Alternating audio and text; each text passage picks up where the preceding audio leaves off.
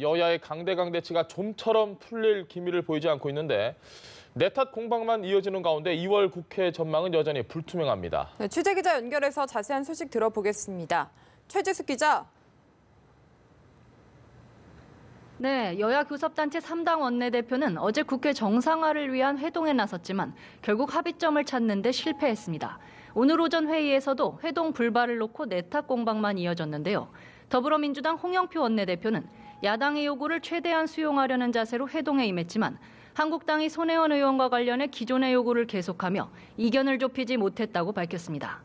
그러면서 이해충돌 위반 소지가 있는 모든 의원들에 대한 전수조사 후 상임위를 열어 논의하고 필요하다면 국정조사 등 다른 방안을 합의하면 될 문제라고 강조했습니다.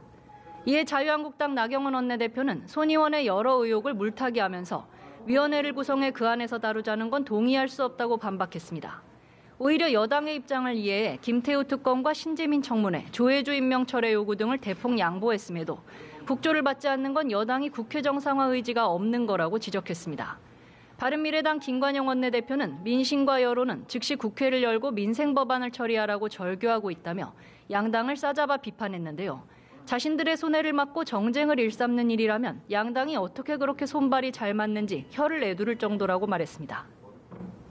네, 자유한국당은 전당대회 일정을 놓고 고심이 깊은데요. 조금 전부터 회의에 들어간 상태죠? 네, 그렇습니다. 말씀하신 것처럼 자유한국당은 조금 전부터 당 선관위 회의를 열어 전당대회 연기 여부 논의에 들어갔습니다. 오는 27일로 예정됐던 전당대회가 2차 북미회담 일정과 겹치면서 흥행에 빨간불이 켜졌기 때문인데요. 심재철, 안상수, 정우택, 주호영 의원은 긴급 회동을 갖고 당의 의지와 정성을 국민에 제대로 보여줘야 한다며 2주 이상 연기의 뜻을 모은 상태입니다. 이들 후보들은 경선 룰과 개최 시기에 대한 요청이 받아들여지지 않을 경우 전당대회를 전면 보이콧하겠다며 홍준표 전 대표와 오세훈 전 시장 역시 구두로 동의했다고 밝혔습니다.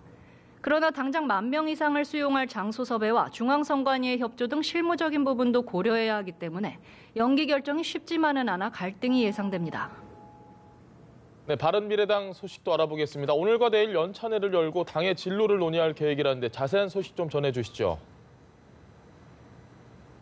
네, 바른미래당은 경기도 양평에서 1박 2일 동안 연찬회를 열고 끝장 토론을 벌입니다. 주제는 말씀하신 것처럼 당의 정체성과 진로 문제인데요. 이번 연찬회에는 그동안 당 공식 행사에 모습을 드러내지 않고 자맹해왔던 유승민 전 공동대표도 참석할 예정입니다.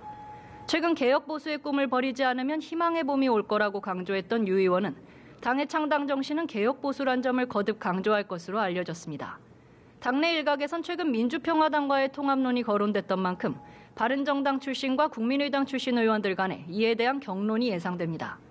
한편 지난해 2월 국민의당에서 분당했던 평화당은 오늘 오전 서울 서대문 형무소 역사관에서 창당 1주년 기념식을 열었습니다.